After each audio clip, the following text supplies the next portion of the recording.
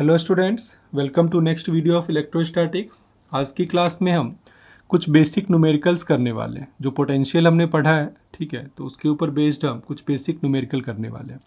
तो first question है हमारा, two charges 5 into 10⁻⁻8 coulomb and -3 into 10⁻⁻8 coulomb are located 16 centimetre apart. दो charges हैं और इनके बीच का सेपरेशन क्या है, 16 सेंटीमीटर।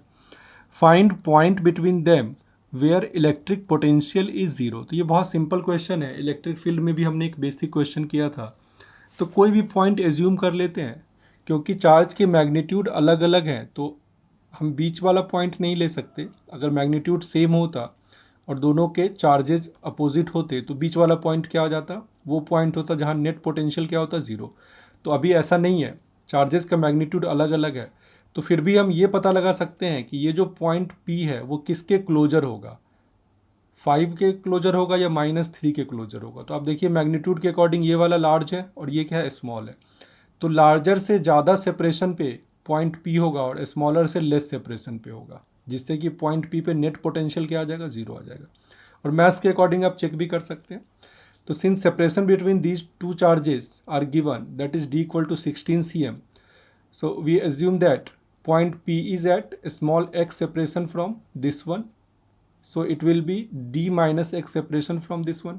यही होगा ना, टोटल 16 है, इसको x ले लिया तो ये क्या आ जाएगा, D minus x। Now potential at P क्या होना है, जीरो। उन्होंने लिख दिया, क्वेश्चन में ही लिख दिया। क्वेश्चन में क्या लिख दिया कि find point where electric potential is zero. तो P पे पोटेंशियल क्या होना है, जीरो। तो दोनों चार्ज के लिए देखते हैं। Q1 सपोज हमने Q1 इसको एज्यूम कर लिया, Q1 5 इंटू और Q2 इसको एज्यूम कर लिया। तो potential due to Q1 plus potential due to Q2 it must be equal to zero. ठीक है, तो पोटेंशियल का फॉर्मूला अप्लाई करते हैं, K into 5 into 10⁻⁻8 KQ/R। R क्या हो गया, फर्स्ट के लिए स्मॉल x, पॉइंट P का सेपरेशन, ठीक है, प्लस KQ/अगेन R। सेकेंड के लिए क्या आ गया separation, small d minus x, place कर दिया, इक्वल टू क्या आ गया, जीरो। नेगेटिव साइन है, राइट हैंड साइड में आके क्या आ जाएगा, positive. K cancel, 10⁻⁻8 cancel, cross multiply करेंगे, 3x = 5d - 5x, ऐड करो 8x = क्या आ जाएगा, 5d। तो x की वैल्यू क्या आ जाएगी, 5/8 इंटू 16 cm, तो वैल्यू क्या आ जाएगी, 10 cm। ठीक है, तो 10 cm पे अभी आप देखो 10 cm से क्या पता चलता है कि जो पॉइंट P है वो लार्जर चार्ज से लार्ज डिस्टेंस पे है। ठीक है, तो मैं आपसे रिक्वेस्ट करूँगा कि आप इस बात को सोचें। Okay, come to the next question. A charge of 8 millicoulomb is located at origin. Calculate the work done in taking a small charge of -2 into 10⁻⁻9 coulomb from a point A। अब A के coordinate given है x y z, तो 0 0 3। ठीक है, तीनों coordinate given है। To a point B, B के coordinate given है 0 4 0, तो केवल y कोऑर्डिनेट है B में। वाया पॉइंट C, अब पॉइंट C में दो कोऑर्डिनेट हैं एक्स वाई जेड में, y 6 और z 9। तो पॉइंट C के थ्रू हम जा रहे हैं, ठीक है, लेकिन कंजर्वेटिव फील्ड में जो वर्क डन होता है, ठीक है, वो केवल इनिशियल और फाइनल पॉइंट पे डिपेंड करता है। नॉन कंजर्वेटिव फोर्स नहीं है। Non conservative force like friction, तो वो सारे पॉइंट पे डिपेंड करेगा। इंटरमीडिएट जितने भी पॉइंट्स आए हैं या जो भी पाथ रहा है उस पर डिपेंड करेगा। लेकिन कंजर्वेटिव फील्ड में हमें पता है कि केवल इनिशियल और फाइनल पॉइंट पे ही डिपेंड करेगा। तो ये पॉइंट C आपको कंफ्यूज करने के लिए दिया गया है। ठीक है, तो सिंपल क्वेश्चन है। तो लार्ज चार्ज को हम कुछ एज्यूम कर लेते हैं, 8 millicoulomb। सपोज हमने इसको कैपिटल Q से एज्यूम कर लिया, 8 इंटू 10⁻³ कूलॉम। स्मॉल चार्ज को -2 इंटू 10⁻⁻9 कूलॉम, इस तरह से एज्यूम कर लिया। ठीक है, अब इस स्मॉल चार्ज को पॉइंट A से पॉइंट B तक इस चार्ज के रीजन में लेकर जाना है। ये ओरिजिन पे रखा हुआ है, मतलब कंडीशन कुछ इस तरह की है कि ये कैपिटल Q चार्ज रखा हुआ है, ठीक है, और कोई पॉइंट चार्ज Q है, यहाँ मान लो पॉइंट A है और ये पॉइंट B है। तो पॉइंट A से लेके इसको B तक जाना है। ठीक है, तो पॉइंट A से B तक जाना है, तो ये कैपिटल Q क्या कर रहा होगा, रिपेल कर रहा होगा। जब ये रिपेल कर रहा होगा, सॉरी, ये नेगेटिव चार्ज है, तो ये कैपिटल Q का क्या कर रहा होगा, इसको अट्रैक्ट कर रहा होगा। इसका मतलब पॉइंट A इधर रहेगा और पॉइंट B इधर रहेगा। ठीक है, तब तो आप वर्क डन करोगे ना इसको लेकर जाने में। ठीक है, तो अभी देखिए work done in taking charge from A to B is path independent. Explain कर दिया मैंने। दोबारा बताने की ज़रूरत नहीं। तो वर्क डन क्या हो जाएगा, क्यू वी बी, यही फॉर्मूला होता है ना, पोटेंशियल क्या होता है, work done per unit charge. तो वी बी क्या आ जाएगा, वी बी हो जाएगा वर्क डन अपॉन चार्ज यहाँ पे, ठीक है। और वी ए भी क्या हो जाएगा, वर्क डन अपॉन चार्ज। तो टोटल वर्क डन क्या हो जाएगा, यहाँ पे क्यू वी बी अलग अलग वर्क है ना, यहाँ से यहाँ तक लाने के लिए, ठीक है। तो Q V B minus V A, तो वी बी की value K Q by R B और वी ए की value K Q by R A place कर देंगे। कॉमन आ गया capital Q into small Q, सारी वैल्यूज़, के हमारा कांस्टेंट है तो वो वैल्यू रखेंगे 9 इंटू 10⁻⁹।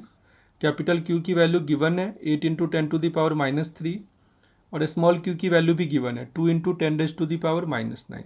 अब आर बी और आर ए तो पॉइंट के फॉर्म में तो गिवन है, ठीक है, इसका वाई कोऑर्डिनेट गिवन है और इसका जेड कोऑर्डिनेट गिवन है, तो हम इसका मैग्नीट्यूड निकाल सकते हैं। अगर suppose X Y Z coordinate given हो तो मैग्नीट्यूड क्या होता है, √x² plus y² plus z²। तो यहाँ पे 1/RB माइनस 1/RA है, तो RB के बदले हम क्या लिखने वाले हैं, √x² प्लस y²। y क्या है हमारा, बी पॉइंट की बात हो रही है, y क्या है 4cm, तो 4cm को क्या लिखेंगे 4 इंटू 10⁻⁻² मीटर, उसका स्क्वायर किया आपने। z कोऑर्डिनेट क्या है 0 माइनस करके 1/RA, इसमें केवल z कोऑर्डिनेट है तो वो 3 इंटू 10⁻⁻² मीटर, इसका स्क्वायर करेंगे, ठीक है। सारी वैल्यूज़ प्लेस करके कैलकुलेट कर लो, आंसर आ जाएगा 1.20, चेक करके देख लो, ठीक है। नेक्स्ट क्वेश्चन की बात करते हैं। An alpha particle with kinetic energy 10 mega electron volt is heading towards a stationary and fixed tin nucleus of atomic number 50, ठीक है। तो अल्फा पार्टिकल का एटॉमिक नंबर पता है, ठीक है। अल्फा पार्टिकल क्या होता है He24, हीलियम का एटॉमिक नंबर क्या है 2, तो एक अल्फा पार्टिकल मैंने यहाँ पे ड्रॉ किया +2e और एक टिन न्यूक्लियस है +50e, ठीक है। अल्फा पार्टिकल के पास कुछ काइनेटिक एनर्जी है, कितनी काइनेटिक एनर्जी है 10 मेगा इलेक्ट्रॉन वोल्ट। तो जब ये इसके क्लोज आएगा तो बताओ टिन क्या करेगा, रिपेल करेगा। तो क्योंकि इनिशियली कुछ काइनेटिक एनर्जी है तो ये कुछ क्लोज आएगा, ये इधर से चल के कुछ क्लोज आएगा, लेकिन ये क्या इससे जाके कोलाइड हो पाएगा, नहीं। धीरे धीरे इसकी एनर्जी क्या होगी, कम होगी, क्योंकि ये रिपेल करना स्टार्ट करेगा। तो किसी पर्टिकुलर सेपरेशन R0 पे जाके ये रुक जाएगा, ठीक है। और जिस सेपरेशन पे ये रुक जाता है इसे हम कहते हैं डिस्टेंस ऑफ क्लोजेस्ट अप्रोच। तो आपसे इस क्वेश्चन में यही पूछा गया है, find distance of closest approach, ठीक है। तो आपको ये डिस्टेंस फाइंड करना है। तो या तो आप ऐसे करें कि कंजर्वेशन ऑफ मैकेनिकल एनर्जी लगाएं, टोटल इनिशियल एनर्जी, तो इनिशियली क्या है केवल काइनेटिक एनर्जी है जो अल्फा पार्टिकल में, ये तो रेस्ट में है ना, ठीक है। तो टोटल इनिशियल एनर्जी क्या हो जाएगी, टोटल काइनेटिक एनर्जी के इक्वल टू क्या करते हैं हम, टोटल फाइनल एनर्जी। तो फाइनली ये रेस्ट में आ गया तो काइनेटिक एनर्जी सिस्टम की क्या हो गई 0, बची क्या केवल पोटेंशियल एनर्जी, क्लियर है। या फिर आप इसको इस तरह से भी लिख सकते हैं, decrease in kinetic energy equal to increase in potential energy, एक ही बात है।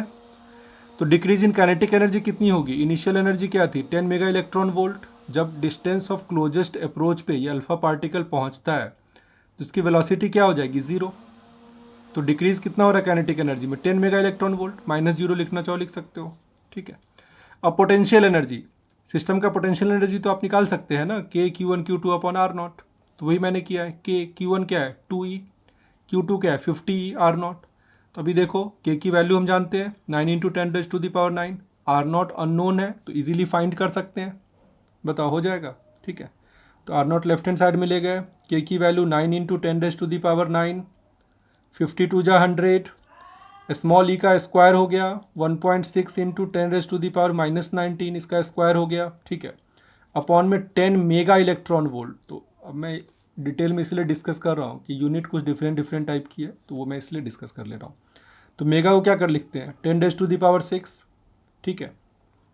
सॉल्व कर लो, मैथमेटिकल कैलकुलेशन है, R0 की वैल्यू 14.4 इंटू 10⁻⁻15 मीटर, ठीक है। तो इजी कैलकुलेशन है, करके देख लो। नेक्स्ट क्वेश्चन में the electric field vector in a region is given by E equal to 3i cap plus 4yj cap, ठीक है। ये इलेक्ट्रिक फील्ड वेक्टर की वैल्यू गिवन है, एक्स कॉम्पोनेंट तो कंप्लीट गिवन है, वाई कॉम्पोनेंट में 4y है, y की वैल्यू गिवन नहीं है। Calculate the potential at 2 metre 1 metre, तो ये x और y है, ठीक है। ये एक्स कोऑर्डिनेट है 2 मीटर और वाई कोऑर्डिनेट है 1 मीटर। ठीक है, इस पॉइंट पे आपको पोटेंशियल निकालना है। ओरिजिन पे पोटेंशियल क्या है, 0, मतलब इस तरह की कंडीशन है। ठीक है, ये कोई पॉइंट है, सपोज ये पॉइंट हमारा क्या है 2 1 है, यहाँ पे पोटेंशियल 0 है, आपको इस पॉइंट पे पोटेंशियल निकालना है। ठीक है, तो पोटेंशियल का फॉर्मूला हमें पता है, डी वी इक्वल टू क्या लिखते हैं, minus E dot D R. बहुत डिटेल में हमने डिस्कस किया इस फॉर्मूले को। ठीक है, तो डी आर क्या हो जाएगा, स्मॉल सेपरेशन है ना, आर हम क्या लिखते हैं, एक्स आई कैप, वाई जे कैप, जेड के कैप, पता है आपको ना, वेक्टर से हमें पता है कि आर को हम क्या लिखते हैं, एक्स आई कैप, वाई जे कैप प्लस जेड के कैप। तो अगर हमें डी आर लिखना हो तो क्या लिखेंगे, डी एक्स आई कैप, डी वाई जे कैप, डी जेड के कैप। तो डी जेड तो है नहीं, 2 डायमेंशनल है ये। ठीक है, तो केवल हमने डी एक्स आई कैप प्लस डी वाई जे कैप लिख दिया। दोनों के बीच में क्या है, डॉट प्रोडक्ट। डॉट प्रोडक्ट में आई और आई का डॉट प्रोडक्ट क्या होता है, 1, आई इंटू कॉस 0, 1 ही होता है ना। आई और जे का डॉट प्रोडक्ट क्या होता है, आई और जे के बीच का एंगल क्या है, 90, तो आई into J into cos 90, cos 90 क्या होता है, 0। तो 3 into D x, I dot I तो 1 हो गया, माइनस साइन रह गया यहाँ पे, फिर minus 4y into D Y, J into J क्या आ गया, 1। क्लियर है। अब इंटीग्रेट कर दें। अभी देखो एक्स कोऑर्डिनेट जो dx है वो कहाँ से कहाँ तक है, 0 से लेके 2 तक, और dy कहाँ से कहाँ तक है, 0 से लेके 1 तक। तो यही हमने किया है, दोनों में अलग अलग हम इंटीग्रेशन के लिमिट लगाएंगे, क्योंकि x एक्सिस के अलॉन्ग ये 0 से 2 तक ही गया है ना, और y एक्सिस के अलॉन्ग ये 0 से 1 तक गया है। तो वैल्यूज़ हम लिमिट यहाँ पे प्लेस करेंगे, dx का इंटीग्रेशन x, y dy का इंटीग्रेशन y स्क्वायर बाई 2। ठीक है, फॉर्मूला अप्लाई करेंगे ना, सिंपल फॉर्मूला था, integral x to the power n dx क्या था, x to the power n plus 1 upon में n प्लस 1। तो सिंपल फॉर्मूला है। तो लिमिट प्लेस करेंगे 0 से 2, 0 से 1, अपर लिमिट लगाओ x के बदले, माइनस लोअर लिमिट, तो लोअर लिमिट तो 0 है, कोई फ़र्क नहीं पड़ेगा। अपर लिमिट लगाओ 1, लोअर लिमिट फिर से 0 है, तो ये 1/2 हो गया, और ये 3 इंटू 2, तो 3 2 जा -6, और ये क्या हो जाएगा, -4 इंटू 1/2, -4/2। तो पोटेंशियल की वैल्यू क्या आ जाएगी, -8 वोल्ट। क्लियर है। Next question, a charge of 60 nanocoulomb is placed at the corner A of a square ABCD of side 10 cm। ठीक है, कोई चार्ज है 60 नैनोकूलम, ये Q1 चार्ज है। ठीक है, यही हमारा क्या है, 60 नैनोकूलम है, 60 इंटू 10⁻⁻⁹ कूलम, ए पॉइंट पे रखा हुआ है। साइड क्या है इसका, स्मॉल ए कितना है, 10 cm। ठीक है, another charge of -40 nanocoulomb is located at centre, यहाँ पे Q2 क्या है, ये नेगेटिव है, -40 नैनोकूलम। तो दो ही चार्ज इस सिस्टम में। Find work done in carrying a charge +5 nanocoulomb from C to corner B। C से B तक आपको लेके जाना है। ठीक है, किस चार्ज को लेके जाना है, 5 नैनोकूलम। तो वर्क डन करना पड़ेगा C से B तक। ठीक है, और वर्क डन अगर हम C से B तक करेंगे तो ये इस किसके इक्वल होगा, potential energy of B minus potential energy of C। उल्टा होता है ना, वर्क डन अगर हम A टू B करते हैं तो क्या लिखते हैं, U B minus U A, potential energy of B minus potential energy of A. तो यही हम लिखने वाले हैं, work done from C to B क्या लिखने वाले हैं, V B U B minus U सी।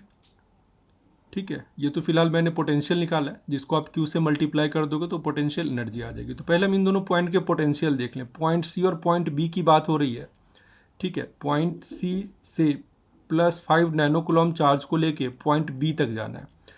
तो पोटेंशियल ऑफ पॉइंट सी क्या हो जाएगा, दो चार्जेज हैं Q1 का क्या सेपरेशन है, a√2, अगर ये a है तो ये भी a, तो इसका डायगोनल क्या आ जाएगा, a√2, तो k Q1/a√2।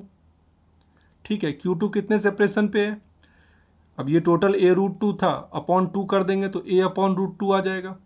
तो k Q2/a/√2, वैल्यू नहीं डाल रहे, बाद में प्लेस करेंगे, अभी केवल हम सिंबल के फॉर्म में दोनों पॉइंट के पोटेंशियल देख रहे हैं। वी बी निकाल लो, के Q1, अब वी बी देखो, बी पॉइंट जो है वो Q1 से कितने सेपरेशन पे है, स्मॉल ए के सेपरेशन पे है।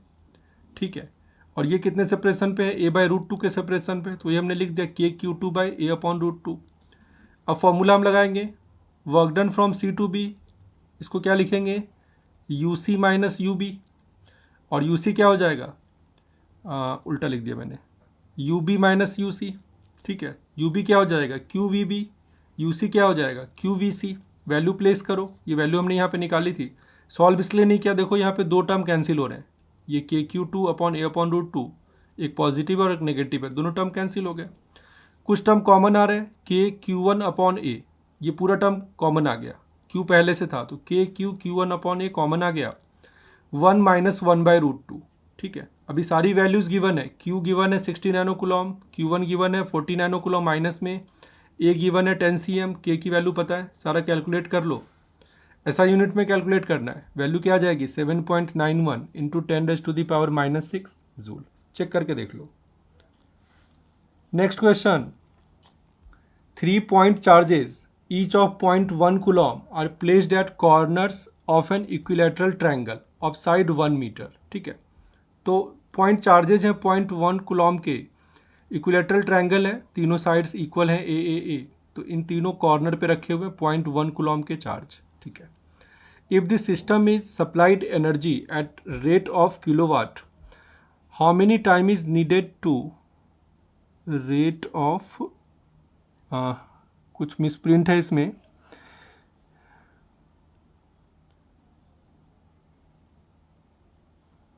रेट ऑफ 1 किलोवाट होगा ये, ठीक है।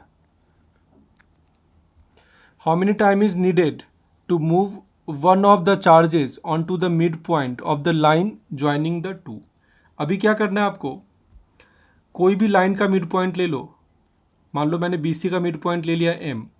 अब इस M पॉइंट पे आपको A से Q चार्ज को लेके यहाँ पे आना है, ठीक है। और पूछा जा रहा है कि कितना टाइम लगने वाला है, क्लियर है, इसमें कितना टाइम लगने वाला है। और एनर्जी सप्लाई का रेट गिवन है 1 किलोवाट, ठीक है। तो इसका मतलब है ये क्या गिवन है आपका, पावर गिवन है 1000 वाट, और रेट का क्या मतलब होता है, पर सेकेंड, ठीक है। तो ये क्या आ जाएगा, एनर्जी सप्लाइड पर सेकेंड क्या आ जाएगा, 1000 जूल। अगर मैं इस पावर को टाइम से मल्टीप्लाई करूं 1 सेकेंड से, तो किस में आ जाएगा, जूल में आ जाएगा, ठीक है। तो अभी देखो इस सिस्टम की इनिशियल एनर्जी क्या होगी, ये तीनों चार्जेस तीन कॉर्नर पे रखे थे, तो इनिशियल एनर्जी के फॉर्मूले में क्या होता है, K Q1 Q2 upon R, energy का फॉर्मूला यही होता है ना, Q1 Q2 तो सेम है, तो Q² A फर्स्ट के लिए, सेकेंड सिस्टम के लिए, इन दोनों के लिए Q1 Q2 Q² A, third system के लिए, जब तीन साइड्स हैं तो तीन ही सिस्टम हमारे पास हैं, क्लियर है। और जितने चार्जेस के सिस्टम होंगे, ठीक है, उन सारे सिस्टम की हमें क्या निकालनी होती है, पोटेंशियल एनर्जी निकालनी होती है। तो इन तीनों को ऐड कर देंगे, ये देखो 3Q² अपॉन 4πε0A, तो ये इनिशियल एनर्जी की वैल्यू है। फाइनल एनर्जी, फाइनल कंडीशन में क्या होने वाला है, ये प्लस Q चार्ज यहाँ से हट जाएगा और ये इसके सेंटर पे आ जाएगा। इसका मतलब एक सिस्टम इन दोनों का बन रहा है A/2 सेपरेशन के साथ, ये देखो मैंने लिखा, एक सिस्टम इन दोनों का बन रहा है A/2 सेपरेशन के साथ, वो भी मैंने नोट कर दिया। और एक सिस्टम B और C का बन रहा है, किस सेपरेशन से, स्मॉल a के सेपरेशन से, तो Q² लिखा। सॉल्व कर लो, 5Q² 4πε0 स्मॉल a आ रहा है। तो एनर्जी में क्या इंक्रीमेंट हो रही है, तो आप इजीली निकाल सकते हो। इंक्रीज इन एनर्जी मैंने निकाला, UF माइनस UI, ये वैल्यू आ गई 18 इंटू 10⁻7 जूल। तो एनर्जी में इतना सारा इंक्रीमेंट हो रहा है जब हम पॉइंट चार्ज Q को A से कैपिटल M तक लेकर आ रहे हैं, जो कि BC का मिड पॉइंट भी है, ठीक है। अब क्वेश्चन में गिवन है कि रेट क्या है 1 किलोवाट, इसका मतलब एनर्जी सप्लाइड पर सेकेंड क्या है 1000 जूल।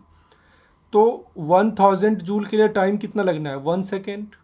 आप यूनिटरी मेथड कर सकते हैं, 1 जूल के लिए 1/1000, दिस मच जूल के लिए दिस मच बाय 1000, या डायरेक्टली आप कर लें, टाइम टेकन क्या हो जाएगा, जितनी इंक्रीज इन एनर्जी है, ठीक है, आप उसको डिवाइड कर दें एनर्जी सप्लाइड पर सेकेंड से, ठीक है। तो ये देखो टाइम हमारा आ गया 18 इंटू 10⁻4 सेकेंड, ठीक है।